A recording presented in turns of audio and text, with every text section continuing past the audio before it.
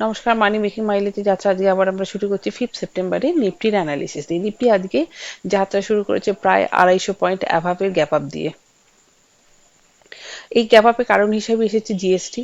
বিভিন্ন সেক্টর যেমন FMCG, medicine, life insurance এই সমস্ত ক্ষেত্রে জিএসটি কমে গেছে, যার জন্য বিভিন্ন সেক্টরে একটা পজিটিভিটি ছিল।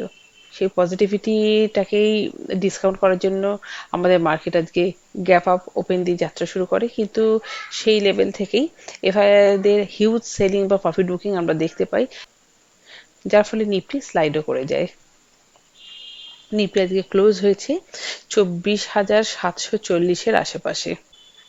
যাই হোক, আমাদের সাপোর্ট রেজিস্ট্যান্স হিসেবে যে সমস্ত লেভেলগুলোকে এখন আমরা দেখতে পাচ্ছি সেগুলো হচ্ছে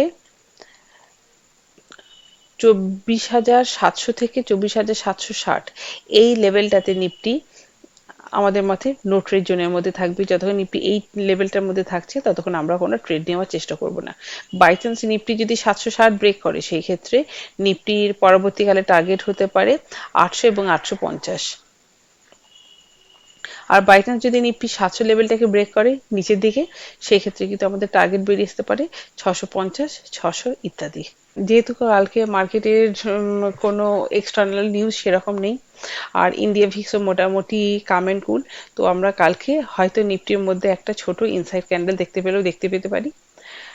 কালকে মার্কেট রেঞ্জ বাউন্ড থাকারই কথা, মানে ন্যারো রেঞ্জের মধ্যে ট্রেড করারই কথা।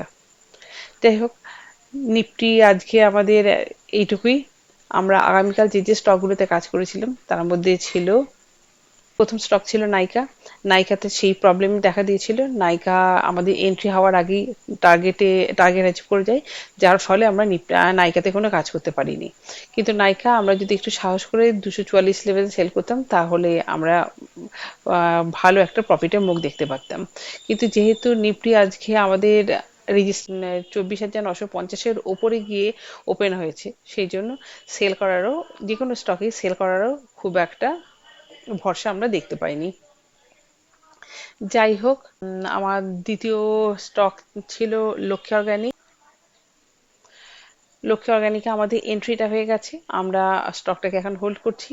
আমাদের এন্ট্রি, আমাদের টার্গেট 225 থেকে 235। আমরা স্টপ লস এই স্টকটাকে কাটবো না, আমরা টার্গেটের জন্য হোল্ড করব। আমার আজকে স্টকগুলোর মধ্যে রয়েছে এশিয়ান পেন্টস। এশিয়ান পেন্টস 2575 থেকে 2565-র মধ্যে আমরা এন্ট্রি নেওয়ার চেষ্টা করব। এন্ট্রি হয়ে গেলে আমাদের টার্গেট বেরিয়ে আসতে পারে 2595 থেকে 2600 লেভেলটা। আবার আমরা ওই 2598 থেকে 2600 এই লেভেলের মধ্যে একটা শর্টও করতে পারি। সেক্ষেত্রে আমাদের টার্গেট বেরিয়ে আসতে পারবে ওই 2577। আর সেল করলে আমরা অবশ্যই স্টপ লস মেনটেন করব 2610, কেননা বাই চান্স যদি এই স্টকটা 2610 ক্রস করে যায়, তাহলে কিন্তু আমরা 2660-72 দেখতে পেতে পারি ইজিলি। স্টকটার মধ্যে প্রচুর মোমেন্টাম রয়েছে। আমার দ্বিতীয় পিক হচ্ছে মহিন্দ্রা হলিডেজ। মহিন্দ্রা হলিডেজ আমরা 358 থেকে 356 এই লেভেলের মধ্যে এন্ট্রি নেওয়ার চেষ্টা করব। আমার টার্গেট হবে 365, 362 এবং 372। আমরা স্টপ লস হিসেবে মেনটেন করব 353 লেভেলটা। এছাড়া ডায়াগনস্টিক সেক্টরগুলো খুব সুন্দর লাগছে আমার, যেমন বিজয়া ডায়াগনস্টিক, কৃষ্ণ ডায়াগনস্টিক্স, কে ইচ্ছা করলে এই স্টকগুলোতেও কাজ করতে পারে। এই স্টকগুলোর মধ্যে প্রচুর পজিটিভিটি রয়েছে। আজকের জন্য এইটুকুই। Thank you, good night, best of lakh.